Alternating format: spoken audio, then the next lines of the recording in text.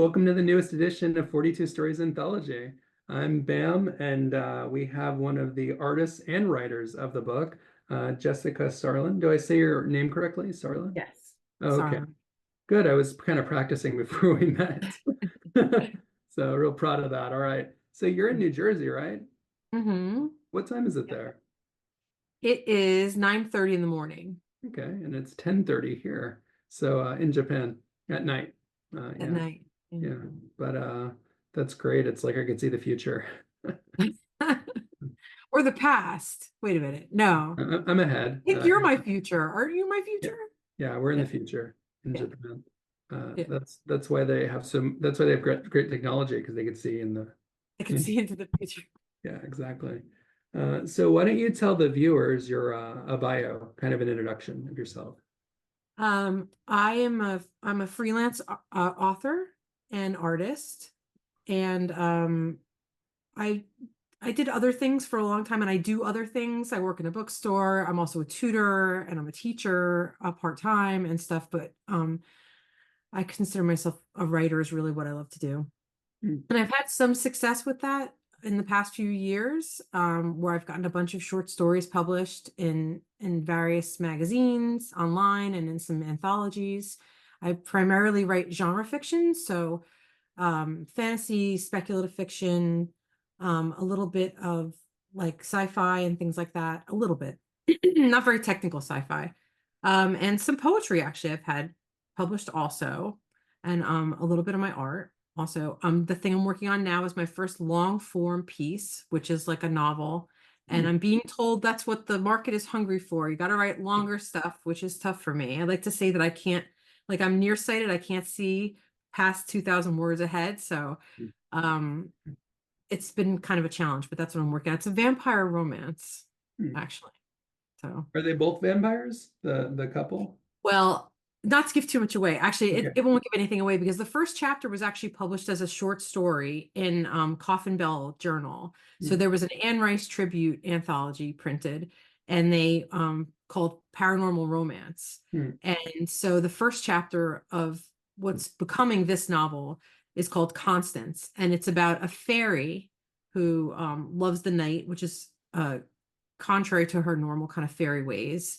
And she meets a night stalker in the woods, and they kind of fall in love. And so, and in that chapter, not spoiling anything, in that chapter, they have kind of a mishap, and she's turned. So Oh, they go into the world as this kind of mismatched couple of two vampires. One's normal size and one's fairy size.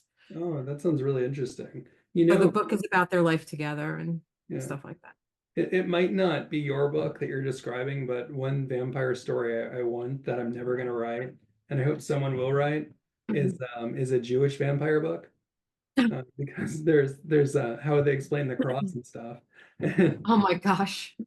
and there's just a need for a Jewish vampire, and Yeah. so I Yeah, hope because it that is a very Catholic, it's like yeah, a very, very Catholic feeling or yeah, Orthodox feeling, like mm, uh, canon. Because, it was funny because I started writing it without having read the original Bram Stoker. I didn't okay, realize, I don't know how I skipped that part, but I was writing and writing, and my critique partners were like, oh, it's like the ship in Dracula. And I was like, oh my okay, gosh, so I went back and read Dracula last year after I was like already halfway through the novel. And so it was interesting to see like um what I had kind of gleaned from pop culture, mm, not without realizing that it came from the original Bram Stoker. So it was interesting to see like where my work, was already kind of like, because I'd been kept up to speed with pop culture, I already had a lot of it. But I am not doing the tropes and stuff. So I mean there's no like garlic, and mm. so I Well, think it's Nosferatu is also a pretty good story if you want to go back into history, and that especially with film, there's a lot Yeah, of the film freaks me out. I've never been able to get through the film. It's so funny that it's so kind of low tech, but so frightening. The ominous images of Nosferatu I find particularly creepy. yeah. Uh, Yeah. so as I mentioned, you're not just a writer but also an artist. I want to show off your art that you have in the book. Let's give it a look real quick. It's pretty cool. So it's for the fight chapter. Why don't you tell the viewers Oh, about this that? isn't, yeah, this isn't the most, we took away the label, I think. Oh, okay. Yeah, I have a new version for you. Okay. Yeah, why don't you you can send me a new version and I'll put it in. Yeah, Okay. Okay. but we could still talk about this one though if you'd like. Okay. Yeah. I mean, it's 99% there. We took off the badge that says fight because we were going to do that differently. But the rest, the image itself is correct though. He has all his proper arms and everything too. Yeah. Well, then I'm glad I checked this with you first. It would have been published in the Yeah. wrong one. Yeah. Yeah, but we have a squid fighting a whale. Hmm. So why are they fighting? Well, it's why are they fighting? Well, it's basically like a 20,000 Leagues Under the Sea kind of thing. And also the Museum of Natural History has that kind of famous tableau of the squid and the whale. Right.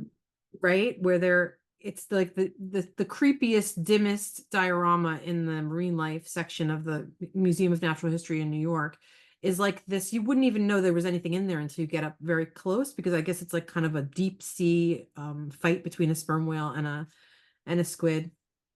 And so this is just kind of like my cartoon um interpretation of like what that fight would look like if they were if you could see them better. And I've been experimenting with this pointillism kind of technique, the stippling effect of basic shapes in cartoons of things that are like in the sky or in the ocean, kind of like I got this feeling of I did a drawing of clouds. It was actually like I don't know if you know the myth about that thunder. It's from Rip Van Winkle, where like that thunder is actually um gnomes bowling in heaven, like that there's like Oh, the yeah, sound of thunder is like it's a trope from Rip Van Winkle. But yeah. I did a drawing that was bowling pins in clouds, and it was this had the same ethereal pointillism like technique.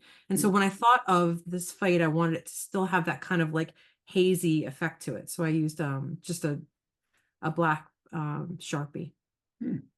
Yeah, that's And great. And I don't know how big of a Hitchhiker's Guide to the Galaxy fan you are, but I was really thrilled about your picture because we got to use a whale oh right, without yeah, ripping off the book. And we did it. So we did it thanks to you creatively in our own way for the book. that's right. Because well, you did it The whale and the creatively. petunias, the whale and the petunias, right? It Yes. was, yeah, Yeah. And now yeah. the anthology has its own whale, unrelated to that whale, but it was linked because the two books both have whales. That's Yeah, so, so Yeah, thanks and for that. the squid is kind of like Petunia-esque too, because it's kind of like, yeah. Yeah. It works out without us ripping off the book. Yeah, So, cool. but thanks for that. Mhm. And I also mentioned that you have some stories in the book. Which chapters are they? So I'm in satire, I'm in sports, and I'm in steampunk. Okay. What are the names that people could find you under for those? And So let maybe me you can just, even mention the titles if you'd like. yeah, so the title, so this in the sports section, the title of my story is Enough About Slim, Take My Picture Already. And incidentally, the name of the squid and whale drawing is Heavyweights Okay. is the actual name of the drawing. And then in the satire category, my title is I Think I Left the Stove On Back on Earth. And then in the steampunk category, the title is No Time for Canoodling, Toss Me That Wrench. Yeah. Yeah, that title had me laughing when I read it. And The titles are almost more fun to write than the stories. yeah, well, if you could catch a reader with your title, you really have them sold, unless you murder the story somehow. But Yeah. But also they're an extension because the stories are so short. hmm, There's a certain amount of lifting that the title has to do. hmm, Whereas, in a conventional story, the title can just be an echo of a main theme or something. In yeah, these stories, it was like there is actually narrative value in the title hmm, that's important, that can be important, if you need to say something you weren't allowed to say in your 42 words, I yeah. think. Well, it's kind of the thread too. So yeah, Mm. exactly. I like how you put that, where it's an extension, and I wanted writers to understand that when they submitted, and that's probably why we accepted so many of yours without even realizing it, was because you figured that out, and you went with it. It was a Um, desperation move on my part because there were things that I wanted to say that I couldn't, and so I bumped them into the title because you gave us so much room in the title. So yeah. yeah. Well, it was still kind of strict with it being approximately 42 characters. But Yeah, I think mine are all 42 because yeah, it's a personal like thing. I was like, oh, perfectionist. So I was like, I'm oh, glad that people were up for the challenge and that they went for it. mm, You also submitted a few stories that weren't accepted, but they were pretty good. I think what ended up happening was the reviewers just wanted more writers in the book, and they're like, we keep accepting all these multiple ones, so this is going to be a maybe if we don't find others. And that's what happened because they really liked your writing. And then they said, well, we need to pick more writers for this book. We ended up with over 1,200, and yeah. yeah. That's what ended up happening. Was there a story yours you wanted in the book I mean, that yeah, wasn't included?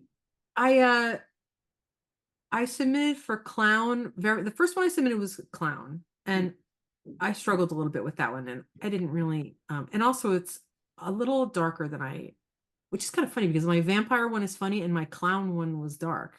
Just Yeah.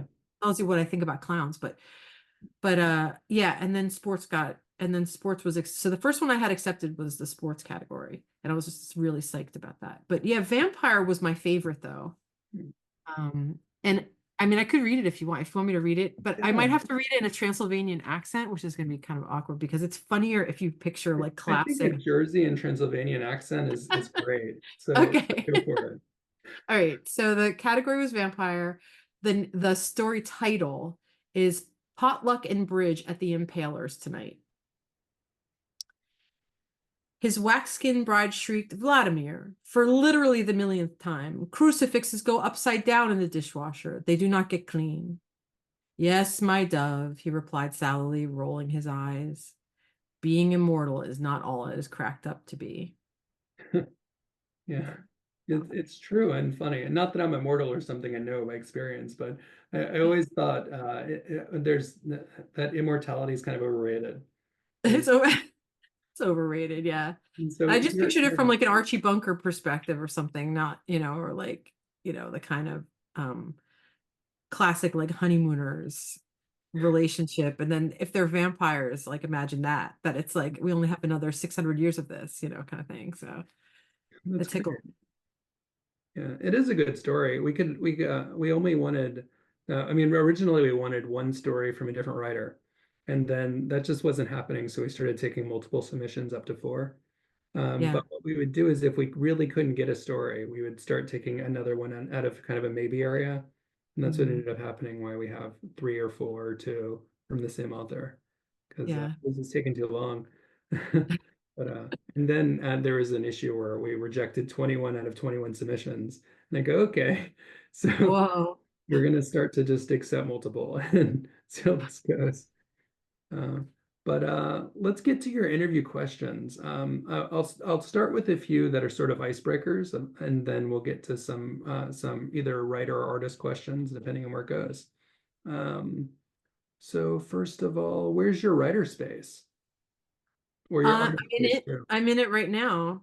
Okay. Um, it's a little weird desk, uh, with all kinds of like, you know, Oh, well, you're not alone. you have to have something to squish and, Yeah. and he lights up. And, Got a pen case with here. all kinds of, what's that? It's a pen case. It is? Yeah, yeah. It was a gift from It's a like a friend. hoagie or something. Yeah, it looks like a hoagie.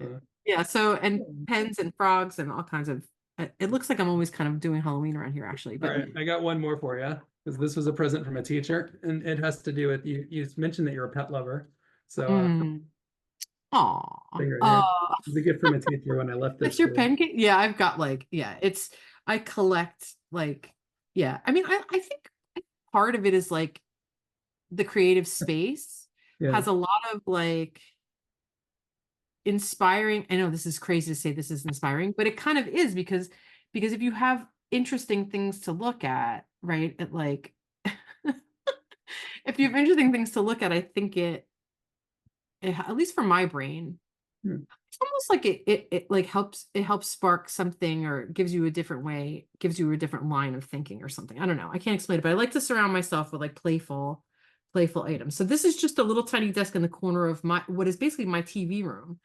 So, when my kids are at school, this I have some peace here, but otherwise like I don't even have a door. So like the cats come in and whatever, but I've written everywhere. Like I'll write like I said, if I'm at work or whatever, I have a laptop and I'll work there also. But I can look outside at nature and stuff like that while I write and everything. It's my favorite place to write. So. Yeah. It's pretty cool that you don't have doors. So, Yeah, I mean, it's just for the family room. I don't have doors, but it's kind of like, it's just no, there's no, I just don't have any, if anyone's home, I don't really have privacy. So I just try to find a little place to hide. well, I think those Japanese doors are available on Amazon if you ever want one of A those. little, like a Yeah. little, yeah, yeah. I don't So, think the cat would like that. oh, how many cats do you have? I have two. They're named Luna and Betty, and they're rescues, and I think they were a little bit feral. So they're just starting to like me now. It's been like 4 years and they're just finally starting to like me. So Betty's new thing is that she gets up in front of my computer. So you're actually lucky you can even see me now because just before the interview, she decided that she was going to be right in front of the camera. So I was able to move her, but and I know she's like lurking. You'll see her. They're black and white. They'll like make their way through the background here at some point, but they're very funny. And I have a turtle and some fish too. I'm a pet person. I have to keep myself from there was a toad on my front walk yesterday, a big meatball toad, like fairy tale toad. Mm. And I'm not only am I not afraid of this thing, but my instinct is to hug it, like to pick it up. And my dogs were making fun of me because it is kind of an eccentric, weird thing to like be so excited for the stupid toad. It Mm. is also when you write fantasy and science fiction a lot, the appearance of a sudden toad on your front walk is like it's kind of exciting from a lot of angles. Yeah. Well, I hear the secret is that you attract what you want. And so if you're writing fantasies about something, that'll appear, possibly because it's always in your mind.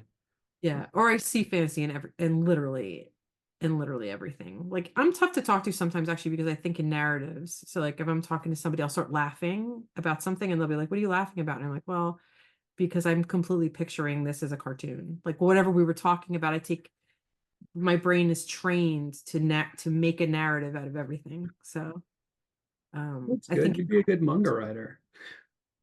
yeah, if I was more into it, yeah, I don't I never I think I'm too old for manga.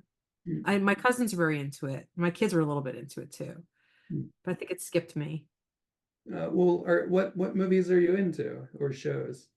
I go through Yeah. phases where I kind of like watch a certain type of thing.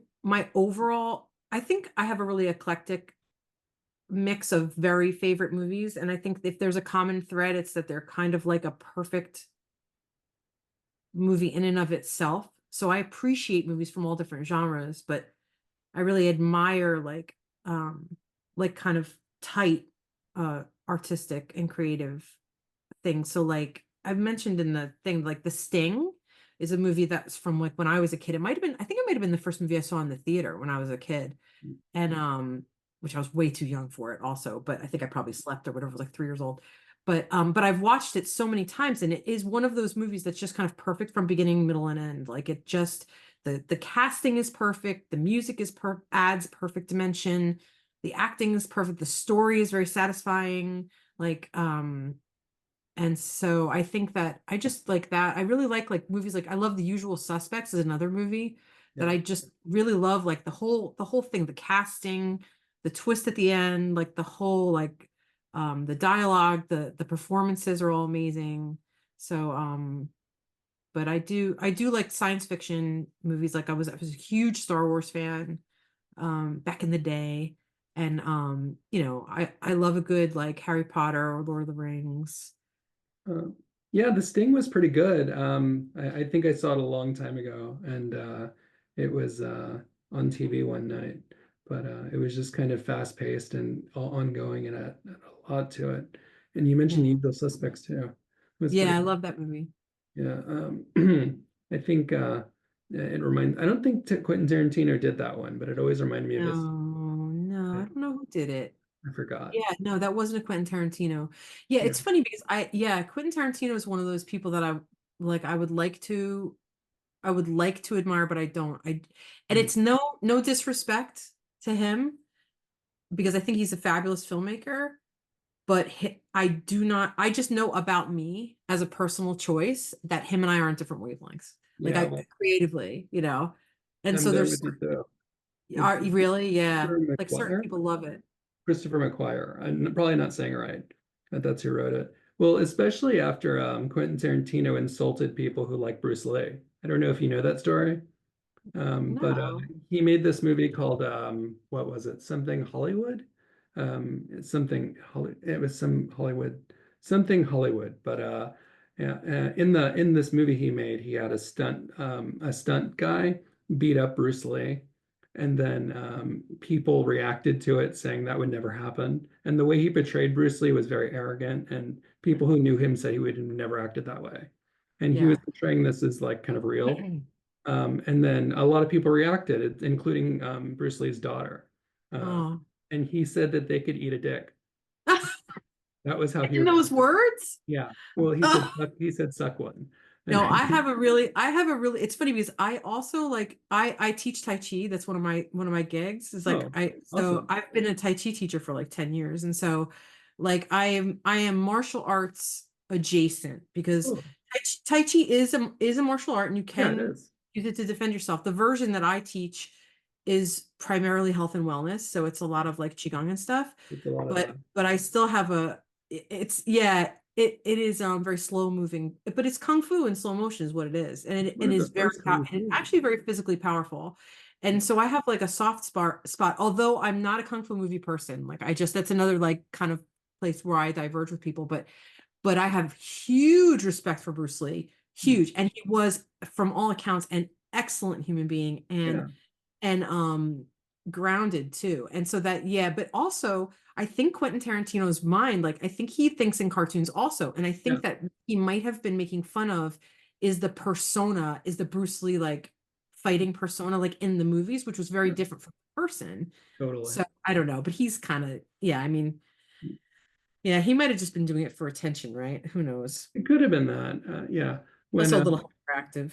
Yeah, insulting the guy's daughter who was a part of that is just kind of beyond it though, because she wasn't even she was a baby when he died, so she didn't even Yeah. remember her dad, and Yeah. kind of insult to her. And I went, It's okay, I don't terrible. know if I like this guy anymore as a Yeah. person. So I just understand you.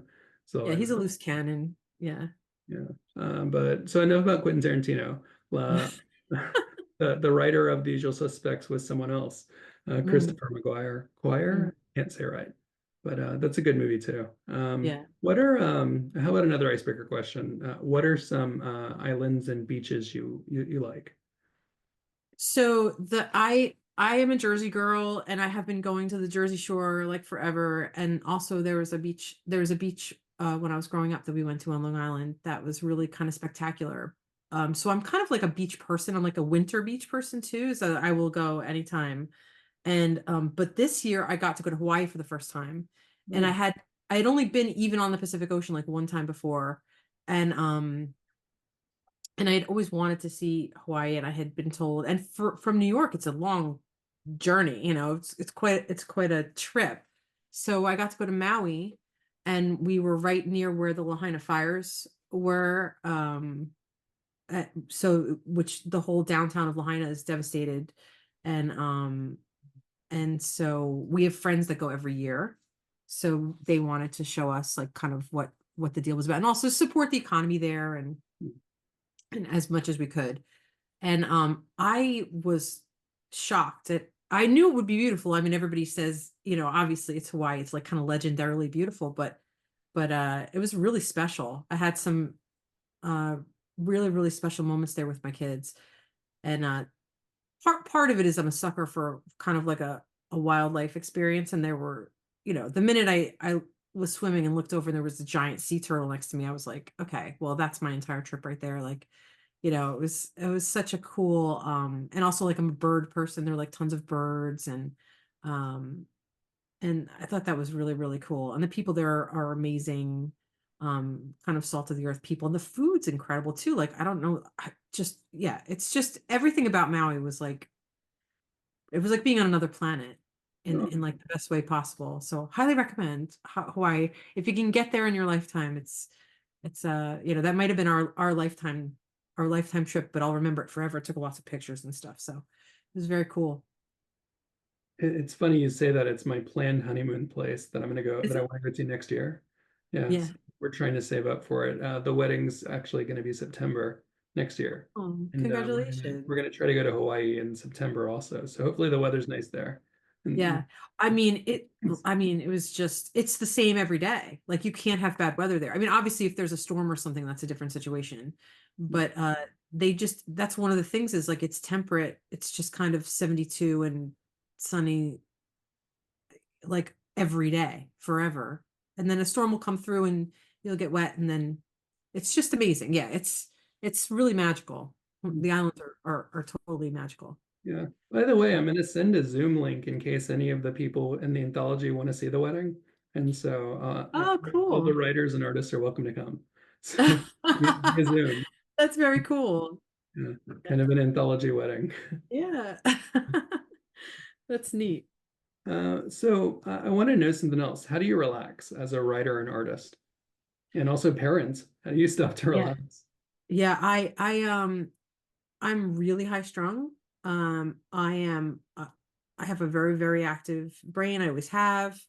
Um, they say that there's chipmunks and there's bears in life, and I'm definitely a chipmunk. Um, and for a while I tried to be a bear. It's not gonna work. And the number one thing is exercise. So like, uh, yeah, I just walk or I mean, I'm a little older to run now. My knees and my feet don't like it, but I will do like a very, very brisk, challenging hike or walk every day. And usually by like mile two, something opens up in my chest and there's like a period of relaxation. The reason I teach Tai Chi, this is my like soapbox moment. The reason I teach Tai Chi is because Tai Chi was the first time that I was able to meditate because I'm a chipmunk, all of this pondering, you know, what is the sound of one hand clapping or like, or staring at a candle flame and sitting still and all of that stuff never worked for me because I have this kind of puzzle rock tumbler brain that was always like doing something. Tai Chi takes the puzzle brain and gives it something to do because Tai Chi is very place your foot here, place your hands here, breathe in, breathe out. It has like a whole set of these kind of like operating instructions. And what I found was that it takes the part of your brain that likes to ruminate on problems and gives it something to do. So it's like takes its crossword puzzle and it goes away. And then the rest of your brain can relax. And Tai Chi it was the first time as an adult I was able to actually like get into that space you're supposed to get into in meditation where you actually, and it's good for your health because you can repair your body finally. If you have the relaxation response in your body that you can elicit from like deep breathing, people do it with yoga, people do it all the time, but if you can elicit that response in your body can do what it needs to do to heal you. And I became, as soon as I started practicing Tai Chi, I found that space and was like, I have to spread this. So I started getting certified to be a teacher almost immediately after I started. Um, so I do some form of Qigong or Tai Chi every day. The long walks, there's no substitute for the exercise though, for long walks or a run or a bike or something. And reading, also real paper book or Kindle also unlocks that part where I can actually like stop thinking about stuff. So um those are my I mean I can do lots of other fun things like intense things like making art but I find those sometimes to be draining. So I mean it sounds fun. People say, oh, she's fooling around because I'm painting or I'm doing something, but it takes a level of like awareness when you're doing it that is not relaxing. It's your work. It's work. I'm working. So it's not as relaxing as it looks to people from the outside, I think sometimes. Yeah, So it does get tiring. It's funny that you mentioned Tai Chi as healing because I'll share something with you if you're okay with it. oh, absolutely. So what inspired the anthology was I had been recovering from a bunch of back surgeries. I had 8 total, and but before that I was big into martial arts, and then after the surgeries it was really hard to get into them. So I did Tai Chi Mm, after the surgeries, and also Pilates, and those mm, things made me cool. stronger, and that's what healed me was doing Tai Chi and Yeah. Pilates. Uh, People don't realize how much strength it takes to move slowly, yeah, and that it's actually really good for all ages to build up muscle strength and balance slowly. And yeah, like whenever I have something that hurts on me, I can still do Tai Chi because it is some form, mm, because it is slow and it's easier to tune in, and figure out where to not hurt yourself, because Tai Chi is at its most effective when you're only doing about 75% of what you could do at your absolute limit. So there's like this great healing space at about 75% of your extension where you can build muscle mass without hurting yourself. So I frequently have students who are trying to recover from something specific or a chronic illness, or and I know I sound like an evangelical or something, but I really believe that it can, it's a form of Oriental medicine. It's, yeah. and I teach, when I teach Tai Chi, we do acupressure also, and Hmm. tapping, and all of this, like all of those I learned all of those modalities when I got my certification You for Tai do Chi. acupressure? Do you know about this? I can read it to you if you're not sure. It says sen nen. Is Um, that for the back of your neck? no, so what you do is you take these, they're like incense, but it's for the body. And when you're Oh, hurting in a spot, you put it there and you light it, and it's this heat thing that oh, it's like cupping. yeah, Is it yeah. like kind of like, It's like cupping, but fire. yeah, but with fire? Yeah, I mean, cupping I think is hot too because they heat up the inside, and that's what sucks the, Yeah. like, because they use a flame to heat the air inside the cup. That's what makes the cup Yeah, it's used with cold. acupressure Yeah, in that's cool. I've Japan. never seen that before. Yeah, Well, no, mine is like, it's not. You know how you'll see a chart that'll have like the hand and it'll have all the acupressure points on it. yeah, they have that You'll see in this too. here, huh? They have a list of points like that in this. Yeah. It's basically like the modality that I learned was like, if you have anything going on, it's exacerbated by your stress. And so we would do like the entire hand as like a warm up. So massage the entire hand, massage the entire foot, massage the entire ear. That's my favorite actually. And it's my first line of defense against like car sickness or headache, or like any minor ailment. And it won't, the worst thing that happens is it doesn't work. You take an Advil anyway and you have a warm ear. Like it's not gonna hurt you. But there are a lot of times when it saved my butt, when I'm like in a car or somewhere and I have motion sickness. And what you'll realize is sometimes when you look back at a chart, you'll realize that the part of your ear that was sore actually does correlate to one of the ancient charts that shows like what part of the ear is your stomach and what part of the ear is your head and stuff. So I actually have an engineering degree, so I'm kind of one of those like skeptical Mm. practitioners. So like I have a lot of colleagues that are very new age. And so I kind of skate that area in between science and there's something to it though. There is something to Tai Chi, there is something to the relaxation response. And so um yeah, it's my go-to thing. I love it. Well, if you think of the body as kind of something that you have to maintain, then it makes sense even from an engineering perspective, Yeah, because absolutely. the body is Yeah. maintenance. One of the stories in the anthology even says that, and I thought they hit it well. They're like, Ah, "What's the meaning of life? That the body is maintenance." And I go, "Yeah, it makes a lot of sense."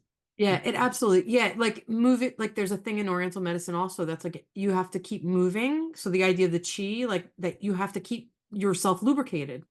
Mm.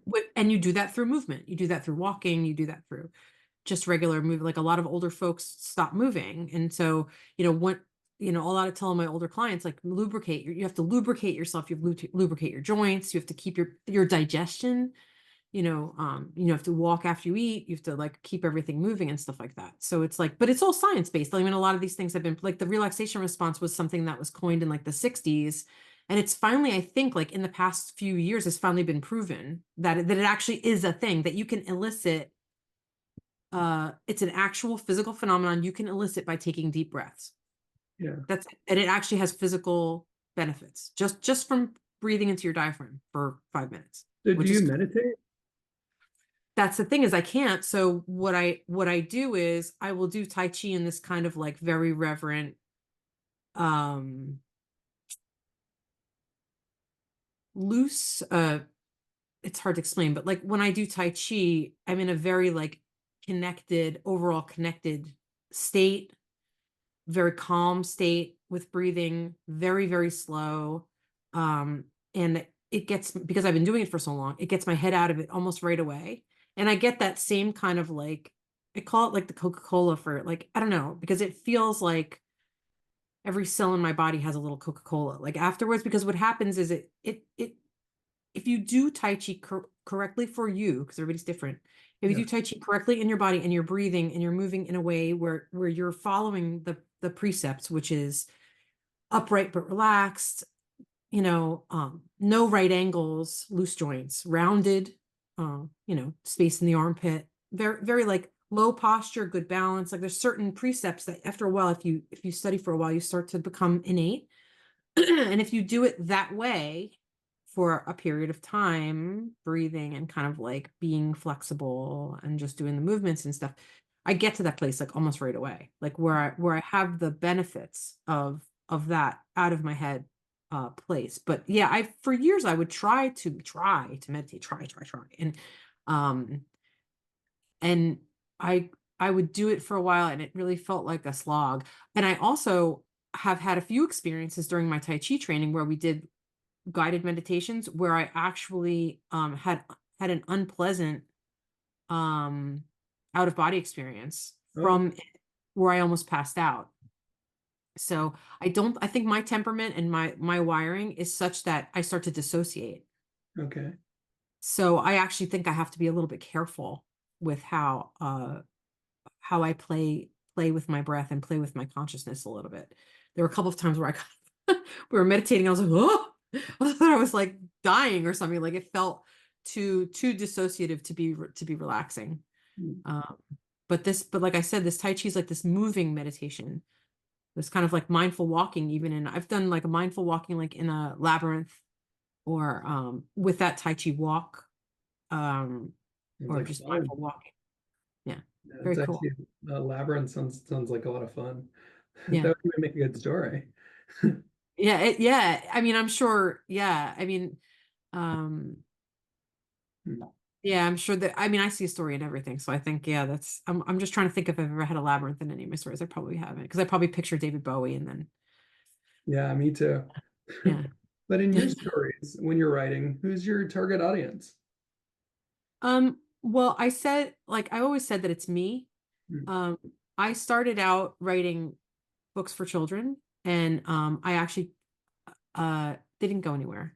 But I think part of the reason that I had limited success with that, because I did win like a mentorship with a published author at one point because one of my manuscripts went pretty far. But what I realized after writing my second or third manuscript for children was that the feedback I was getting was that they were too dark and they were for adults. Oh, So I think I was writing this kind of whimsical stuff that I liked, kind of Roald Dahl or like uh Edward Gorey, or I'm trying to think, or maybe like Neil Gaiman, or like a little bit, but like that kind of sensibility. But I was writing it for like 8-year-olds, and it was like, well, and so I was getting that kind of feedback that was like, this is too dark, or this is too gross, or whatever. And and then as soon as I turned my attention to writing for like, well, for what I like, for what I read, George Saunders, like kind of Neil Gaiman, Stephen King, like Kurt Vonnegut. I'm trying to think of who else, but that kind of like sensibility. Oh, Douglas Adams. How could I forget? But when I started writing for the things that I enjoyed and stopped thinking about, okay, who's I'm trying to write for this publisher or I'm trying to write for this thing, and even when I'm inspired by an open call, if they say, okay, we need a werewolf story in Esperanto that has to be 2,000 words, and you have to work in the line about Jello pudding or something like. Even when it was like that, the stories would still come out in my voice. hmm. So I would say that my audience is kind of me, I think. Yeah, it makes a lot of sense to say that your target audience would be someone like you because who else are you going to really write to sometimes? Right. But what do you do when you get a rejection? One thing I know you don't do is you don't respond negatively. I think in my experience with how you were submitting is you would submit something, if it got rejected, you'd submit again to the anthology. Yeah. So if it's anything like that, I want to hear more. Yeah, so the I was really lucky in that my very first rejection when I started submitting short stories in earnest, my very first rejection was a personal rejection, and the the editor was a fabulous person who gave me Oh, personal feedback. And when I look back at that story, it stunk. It was terrible. It was my best work at the time, but I've become a better writer. But thank goodness that my first rejection was this kind of soft landing place, because and what's so funny is like 3 years later, I submitted to another one of his anthologies without even really realizing it, and it was accepted. that's But my great. work has evolved. And that was kind of a full circle moment for me. But I think like at first it was hard because I had so many stories that I wasn't sending out. They're kind of and nothing's ever going to get published if it sits in a shoebox under your bed. Like if no one reads it, like the only stories that get published are the ones that people have actually submitted. And I talked to an author who was a friend of someone that I knew, who was a successful published author now. And she said to me that she submitted her first article on gardening to 500 magazines Yeah, it'd be like that sometimes. before she got her first acceptance. And she said, it's a business. Mm, She said, you just throw spaghetti at the wall. Until I was like, whoa, I had never heard anyone describe like that kind of uh, resilience that you have to build up, that skin you have to build up. And there are rejections that hurt. There are rejections where I'll write a story for an anthology. I'll read the call for the anthology, say, the story pops in my head, I write it. At the end, I go, mwah, perfect. This is going to be perfect. It goes with their cover, it goes with the theme. It's perfect, perfect, perfect. And I'll wait, and then they'll reject it. And my response in my body is, well, they're wrong because I wrote this. And of course it's like they got, 400 submissions, and they accepted 10 or something. And it could have just been a personal preference thing, or maybe my story wasn't ready because I loved it, but maybe I'm not their target audience. Maybe that it's not my tribe or whatever. But for the most part, I just keep moving. I don't dwell. mm, Um, and I see it as part of the process is building up that muscle and not taking it personally. mm. And I think it was hard for me at first, but like I said, I got that first rejection and I felt like, okay, I can do this. And I go back and I make sure that I thank profusely anyone who has accepted my work. Mm. Like I have literally told people, like editors, gone back and said to them, you were the reason that I have a career in writing, because if you hadn't taken a chance on this story, like, and they love to hear that, by the way, if you hadn't taken a chance on this story, like I would have given up, Mm. because now I think I'm mature enough where I wouldn't have, but there were points where people were encouraging, and it really, really helped. So try to find the positive. Some rejections are positive. Some rejections are actually a good comment on your work, depending on how the rejection comes back. Yeah. Blessing in disguise. So It's funny you mentioned going to the publishers and thanking them. The publisher of this anthology was someone who published one of my first stories, and mm, and I noticed that she was also an editor. So I asked her if she wanted to review the stories in this anthology, and then and she also has Mackenzie Publishing. And I was looking for a publisher, and I asked her if she wanted to publish the book, and she said yeah. So oh it was great how that turned out. How I went back to these publishers who published my early works, and they help with the anthology. Cindy Romez also Romez. I'm not saying her name right, but she's on. But I put her in the thanks, and yeah. she's gonna hate me for saying her name wrong. I think she's also in New Jersey, if I remember right. Oh, But she writes noir, and she actually inspired me to put a noir chapter in the book because oh, her magazine is about noir, and I submitted two there, and she accepted them, and then one of her stories is now in the book too, but not oh, because of me, but I had it blind reviewed, and I was happy it got selected. But yeah, that was oh, from cool. publishers that I worked with, and I thanked them by saying, "Hey, help me with this anthology." So, Yeah. Yeah, there's like a whole online community, that, it's not the cynical, oh, it's not what you know, it's who you know. It's more like people support other authors because they know what it's like. The importance of critique partners, the importance of building a community. as you know, even if it's an online community where people are all over the world. So Yeah. those are things I had to learn when I started submitting work, you know. I think the pronunciation is Rosmus, Rosmus. What is it? ROS? Mus. Okay. Yeah, yeah. I'm gonna have to ask her sometime, and after Yeah. she watches this video, she'll get mad and tell me. Well, it's But one thing when you've seen it typed a lot yeah. and you've never heard anyone say it, Mm. or yeah. Yeah, she's great though. I recommend looking her up if you're into writing for anthologies. They have a Black Petal and some other things that she has going. So if that's your thing, definitely submit something to her. And she also accepts artists. In fact, she sent some of the artists my way when I was looking for anthology covers, and Oh, a few of them are because of her asking people to submit to here to the 42 Stories anthology. Yeah. nice. Speaking of asking, going back and thanking people, that's what I did. And as a result, it built on this anthology. Very But cool. I want to know more about your work. What was your first piece that you made? Was it published? Well, the first no, like I have so many stories. That was like the hardest part of getting started writing was like all the dead stories. Like I have a running list of everything I've ever submitted. Oh, And I have so many things that are shelved because it was just at the time. But what's cool, anecdote, I had a um I had a story that I wrote very early on that I thought, again, after I finished it, I was like, genius, could not be more perfect or whatever. And then it turned out when I reviewed it like 3 years later, it was terrible. But I split that story without realizing there were concepts in that story that I could not let go of. One of them was based on something that happened to me in real life. And the other was kind of like a cool scene that I liked. And I couldn't let go of them. And what I ended up doing without realizing was I put them in 2 separate stories, both of which got picked up and published. So good. it's almost like that initial story got, you know, it showed so it lived on. So it's as hard as it is to like kind of abandon work that you've worked on and that you love and that there's something about it you just love, or if you sit and write something for days and days and days, turning your back on that is so painful. Like you can't, it's just like terrible.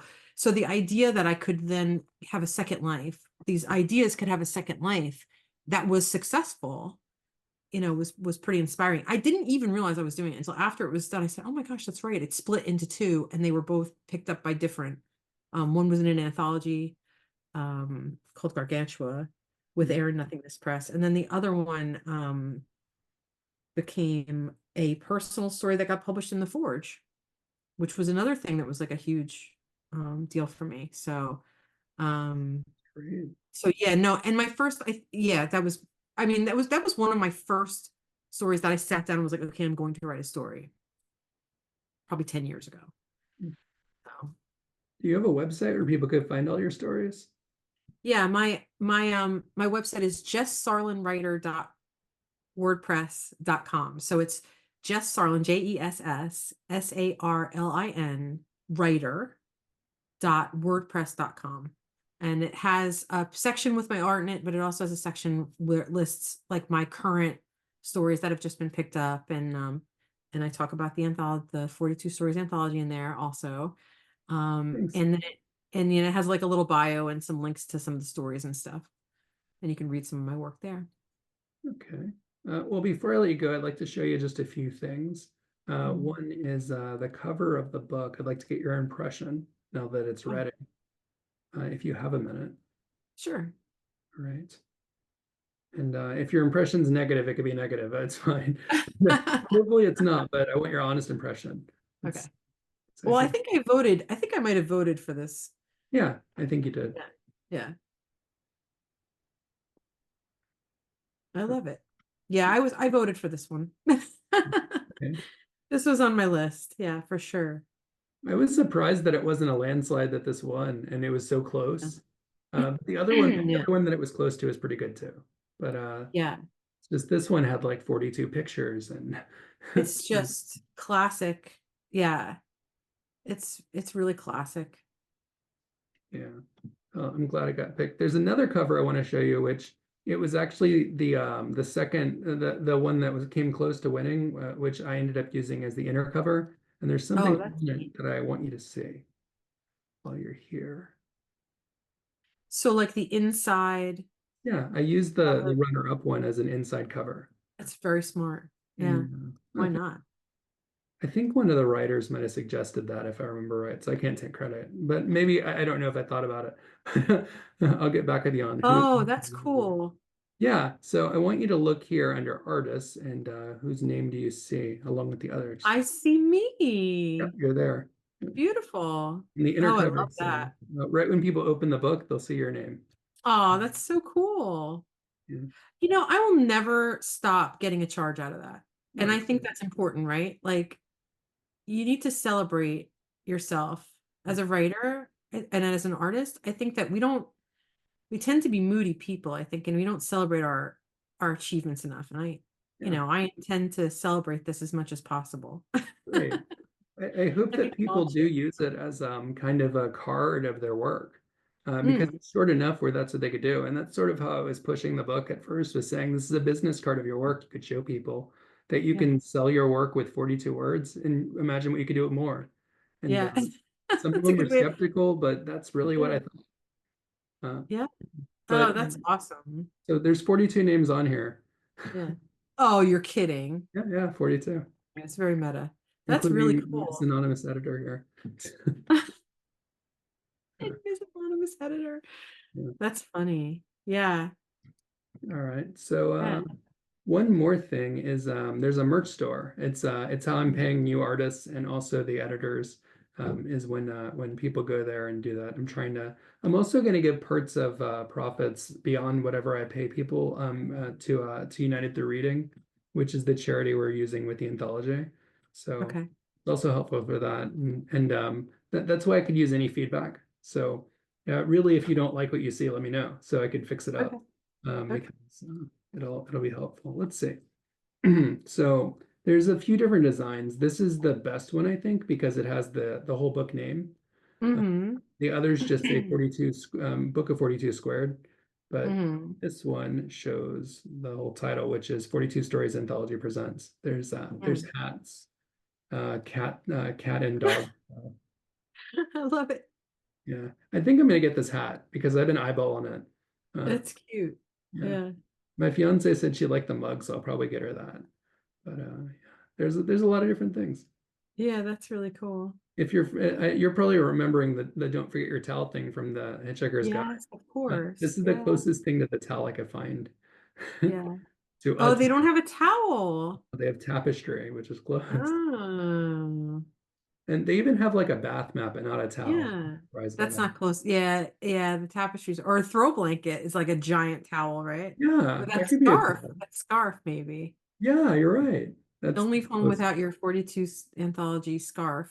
Yeah, it's a great idea. That's Well, cute. I wish I could send all of the writers one of these reading cards. That would just be so expensive. Yeah. But it's probably the least expensive thing here. But Yeah. they have Yeah. discounts during holidays like Black Friday. And there's going to be Okay. discounts here. Yeah, that's very cool. Yeah, I'll for sure browse through there and pick up some merch. Yeah, there's going to be a link in the description of your video, and in a few of the other videos that are already posted, there's a link. Okay.